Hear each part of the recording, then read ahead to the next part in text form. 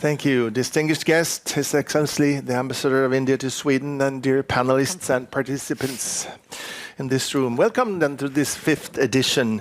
As in previous years, the theme of our seminars here is sustainability and sustainable development. And this year we emphasize samband, which is actually the same in Swedish and Hindi.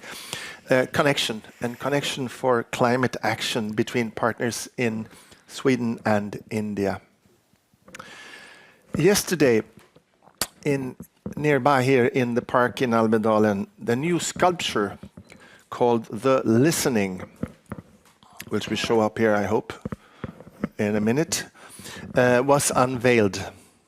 This is a poignant reminder of a tragic event that occurred during Almedalen Week 2022.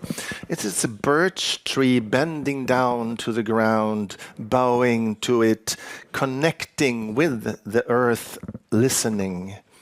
Can art make a difference? Can listening make a difference?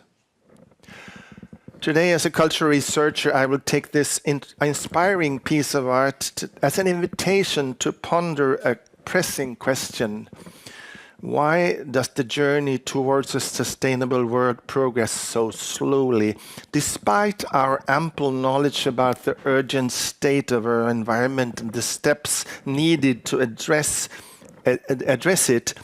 And despite the world's collective resources being more than capable of facilitating significant change, progress remains minimal.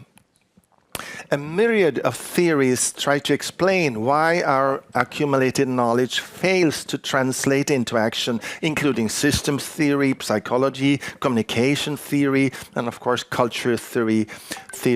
A common explanation is around an idea called information deficit, that ordinary people and their politicians either do not listen, deny, or fail to comprehend the gravity of our environmental impact. And the solution then is better communication of scientific results and providing compelling visions of the future.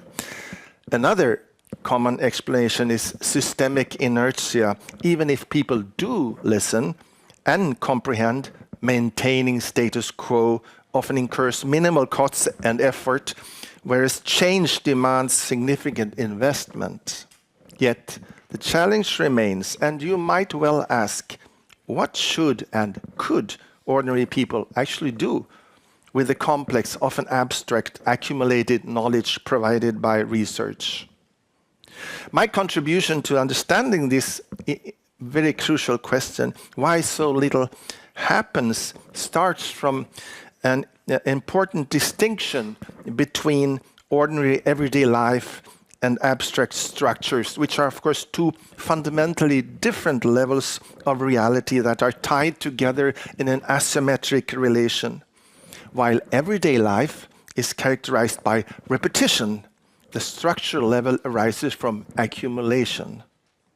The insight is simple: scope and scale matter.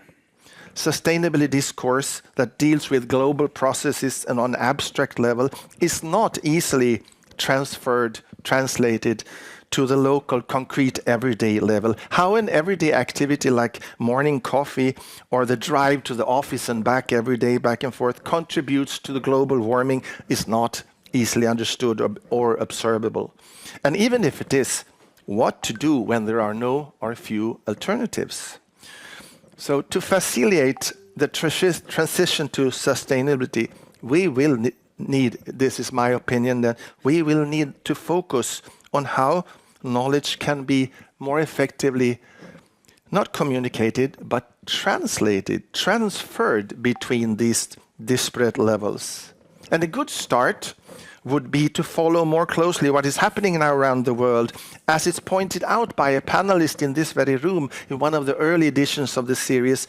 There is now a growing number of professionals worldwide, sustainability managers, officers, consultant administrators, who, as part of their everyday routines, strive to translate abstract concepts into actionable practices within their organizations. Many of them are well educated with degrees and diplomas from one of the other of the many new university programs on sustainability. So 10 years ago, there were few of them or none. Today, they are almost everywhere.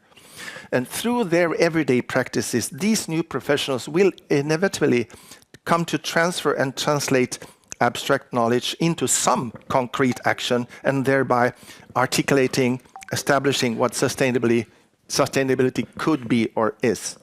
For a long time now, a common narrative has painted ordinary people as deaf, implying that if only they listened to scientists, solutions would emerge.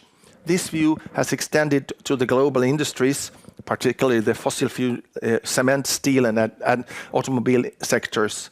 But today, however, surveys in Sweden and a number of other countries reveal that the public demands more and faster action than the political leaders, and are willing to take, that political leaders are willing to take, and that businesses, both large and small, are often at the forefront of sustainability efforts. This development can be understood through the crucial distinction between repetition and accumulation. In everyday life now, ordinary people encounter more and more recurring concrete effects of what were recently abstract phenomena, such as global warming, biodiversity loss. At the corporate level, and these changes are accumulating in terms of products, markets, customers, profits. However, for a country like Sweden, this shift has significantly not yet impacted our politicians.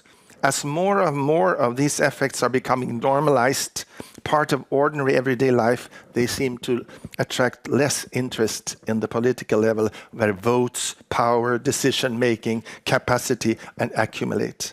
So, to end, can art make a difference? Can listening make a difference? Yes, of course. And as we reflect on the sculpture in Almedalen, let it remind us of the importance of bowing, of being grounded, and to truly listen before taking action to meet the urgent environmental challenges.